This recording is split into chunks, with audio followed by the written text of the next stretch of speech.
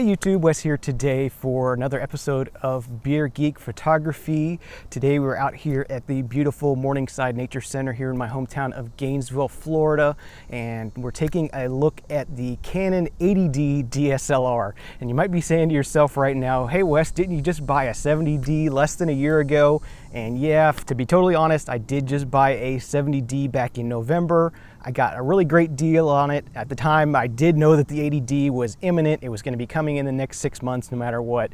It had already been out well over 2 years at that point.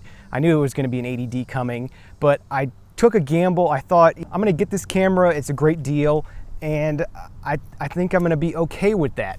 And initially when the 80D was announced by Canon, I was okay with it. I saw the new features. It had some more focusing points. It had a few more megapixels. But beyond that, there wasn't really anything that sounded like anything that would interest me and make me regret my purchase of the 70D.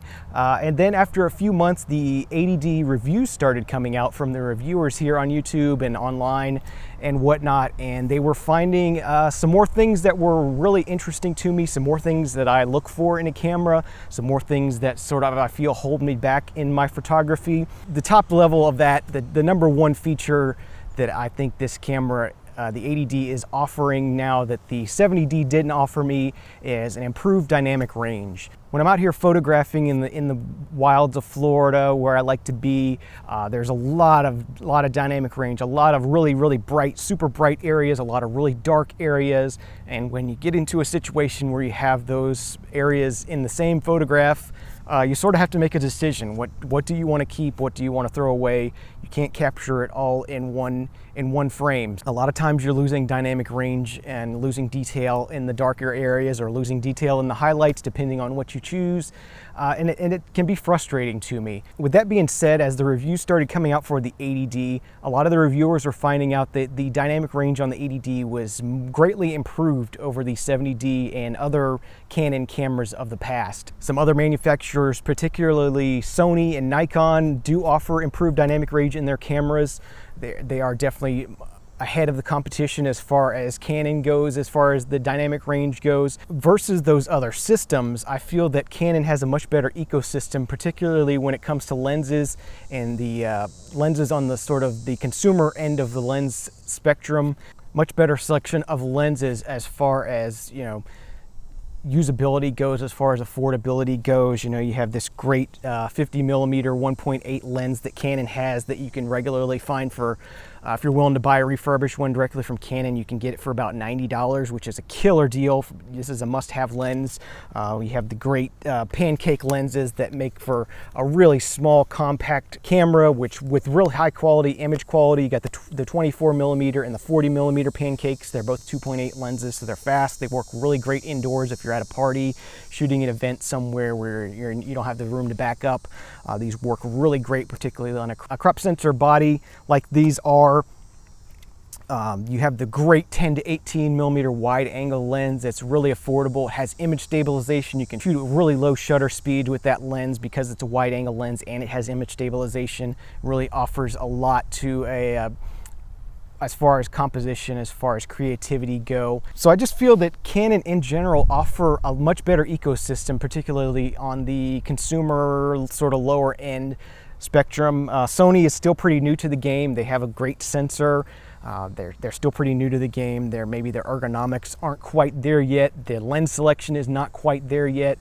And there's not really much of a used market available since they are so new to the game. And Nikon, once again, Nikon has great pro level lenses, but I feel that they're still lacking when it comes to the more affordable lower end of the camera spectrum. So that's why I've stuck with Canon this long, and I'm glad to see that they finally have sort of caught up to the competition as far as dynamic range. Supposedly that's what we're going to be testing out here today anyway. Supposedly Canon hasn't really surpassed the competition in any way, but they're really up there, right up there with Nikon and Sony as far as dynamic range and image quality goes. We're going to take this new 80D out, put it through its paces, compare it to the 70D here. There's both cameras. We're just going to be doing some testing with both of these cameras, see what we get, make sure that the 80D is in fact a better image quality. So let's go out and take some photos and see what we get.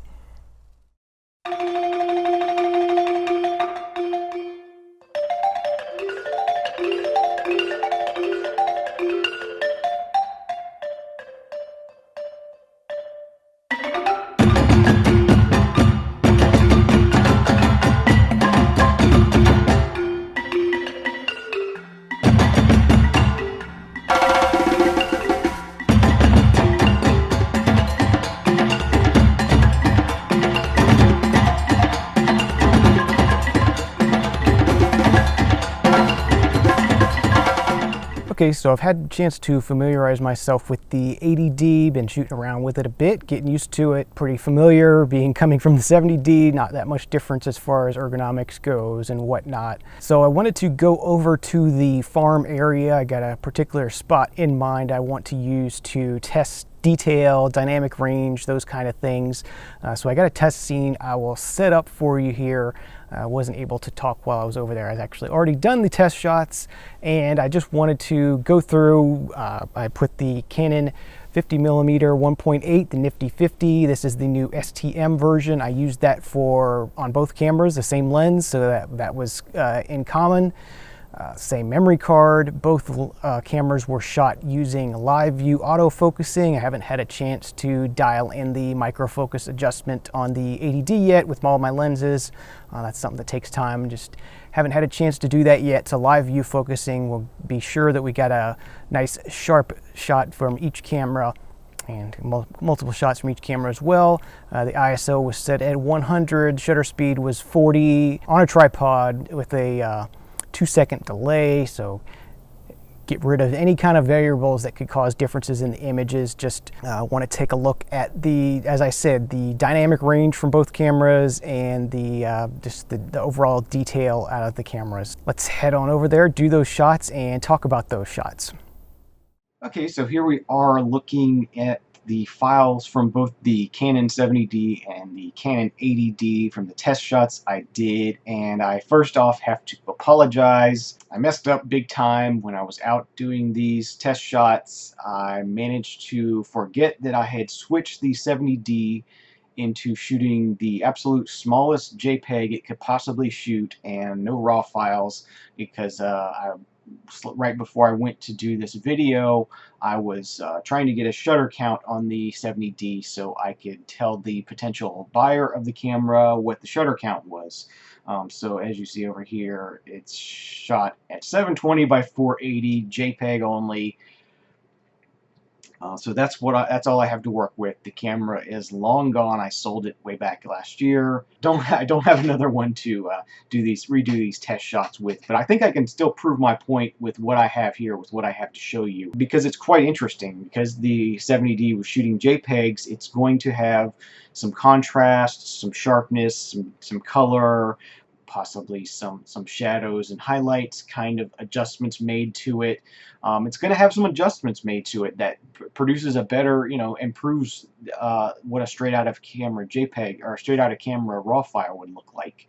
So over here on the right hand side we have the 80D, same shot, same settings, same lens, as I said, everything the same scene, but this is an untouched RAW file, nothing done to it at all, just straight into Lightroom. That's all we got. So if we look over here on the left hand side at the 70D, if we look at the brighter areas back here in the back, and we compare that to what we see over here on the 80D, you're seeing slightly more detail. I know it's probably going to be difficult on the video once it gets compressed and everything on YouTube, because it is very slight, as I said.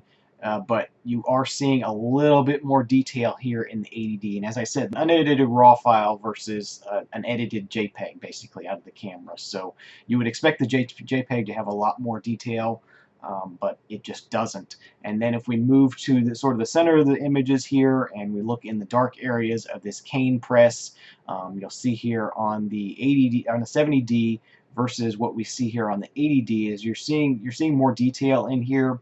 that's what I see when I edit the raw files. You know, when I switched over from editing 70D raw files to editing 80D raw files, when I was, you know, bringing down the highlights and bringing up the shadows, I was getting a lot more detail in both of those areas, and particularly in the shadows. It does a much better job at keeping detail in the shadows on the 80D.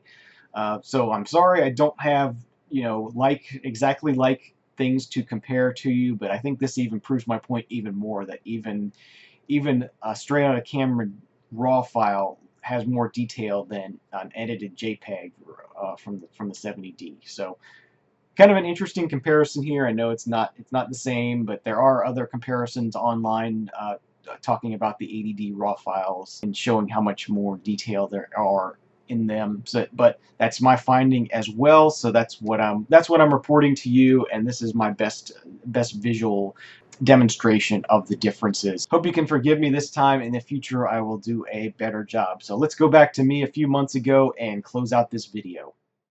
Okay, so there's one other feature of the 80D that the 70D does not have that definitely enticed me into getting it, and that is the Wi-Fi during video.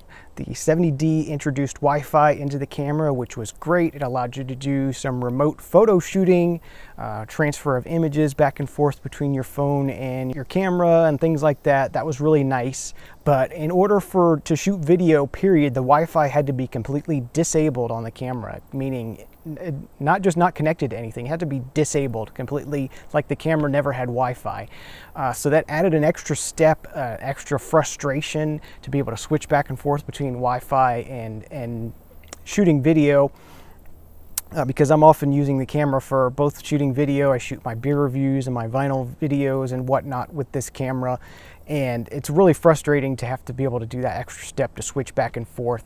And now with the 80D, Wi-Fi works along with video and photos, so you don't have to turn Wi-Fi off ever. I'll just leave Wi-Fi on and connect to it when I need to, and that's a lot simpler, a lot easier to use, as well as it allows to help me set up a shot. I'm a one-man show kind of here, so if I want to get focused, I can just touch on my face and it focuses on my face, or I can touch back here on these trees back here and it focuses back here on the trees. Tap on my face again here and back in focus again, and doing my video. So that's really helpful. Just a huge weight off my shoulders as far as setting up shots and working with the camera. So that's another feature that I definitely do like about the 80D over the 70D, and definitely something that's gonna be a nice thing moving forward. So I want to thank you all again for tuning into the Beer Geek Photography channel. I hope you enjoyed this look at the new features of the Canon 80D over the Canon 70D, and why I chose to switch even after initially thinking it wasn't worth upgrading. Just some new things that have sort of shown themselves in people getting out and using the camera over the past few months, and I was able to get a really good deal on it. So I'm really glad to be able to upgrade and have some of these new features to work with. Definitely some things that will be helpful for me in making the images I want to make. So if you like this show, please subscribe. That lets YouTube know that I'm doing something you like, and lets other people who are looking for the same kind of things, and lets them know that I'm out here doing these videos. Thank you for watching. If you want to support the channel, you can do that by using my Amazon.com shopping links in the show notes below. Anything you buy on Amazon.com, photography related or not, I'll get a small commission from anything you buy, and that helps support the channel, and I thank you for that. Check out some of my photos from the 70D and the 80D over on my Flickr page. I'll leave a link to that down below as well. Thanks for checking out the channel. Thanks for watching. Have a great day, great night, and we'll see you again next time. Cheers.